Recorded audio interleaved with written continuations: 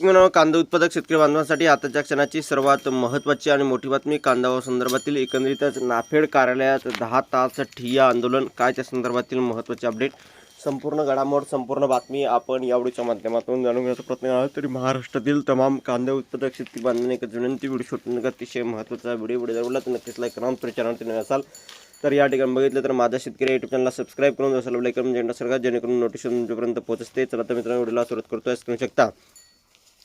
नाफेड कार्यालयात 10 तास ठिय्या नाफेडला कांदा देऊनही 5 महिन्यापासून पैसे मिळत नसल्याने संतप्त झालेल्या शेतकऱ्यांनी सोमवारी शहरातील द्वारका परिसरातील नाफेड कार्यालयावर मोर्चा काढत तब्बल 10 तास ठिय्या आंदोलन केले।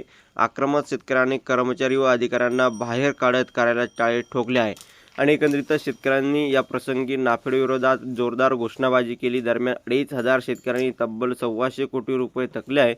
नाफेड संस्थेने 5 महिन्यापूर्वी जिल्ह्यातील निफाड, दिंडोरी, कळवण, सटाणा, देवळा, चांदवड, मालेगाव आदी तालुक्यातील शेतकऱ्यांकडून कांदा खरेदी केला।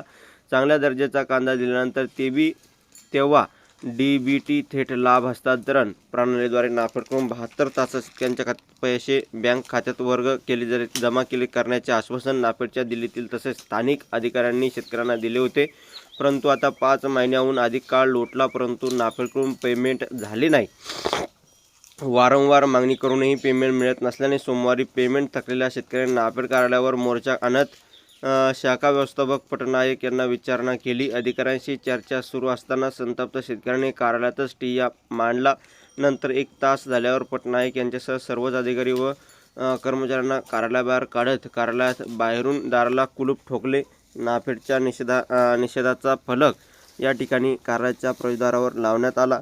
सुमारे 10 तास आंदोलन चालले। शेतकऱ्यांनी कार्यालयात आवारात दुपारचे जेवण मागविले। पेमेंट केव्हा देणार याचे लेखी उत्तर दिल्याशिवाय आम्ही येथून जाणार नाही असा पवित्रा शेतकऱ्यांनी घेतला। सकाळी 9 वाजता सुरू झालेले आंदोलन सायंकाळी 5 नंतरही सुरूच होते।